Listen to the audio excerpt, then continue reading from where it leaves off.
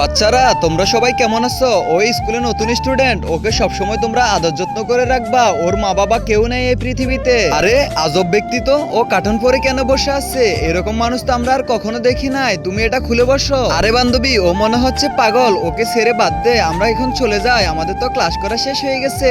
সবাই তো চলে গেছে, এখন তুমি আমার সামনে একটু কার্টুনটা খুলে বসবা? আরে না না, আমি কার্টুন খুলে ধরা খেয়ে যাব। এই কেকটা তুমি খেয়ে নিও, মনে হচ্ছে তোমাকে ক্ষুধার্ত লাগতেছে। আরে আমি তো ক্লাসে সবার সামনে মুখ দেখাতে পারি নাই, কেননা আমার যে হাল করে রেখেছে। আরে বান্ধবী, তোমার কি হয়েছে আমাকে একটু বলো না।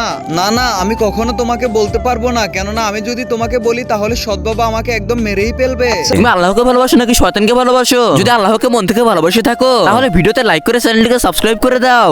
তুমি কি আজকে থেকে আমার বন্ধু হবে? আচ্ছা ঠিক আছে, হবো আমি। আচ্ছা আমাকে তোমার বাসায় ঘোরাতে নিয়ে চলো। আচ্ছা ঠিক আছে। আরে তোমার সাথে এটা কে আসলো? আরে এটা আমার ক্লাসের বান্ধবী।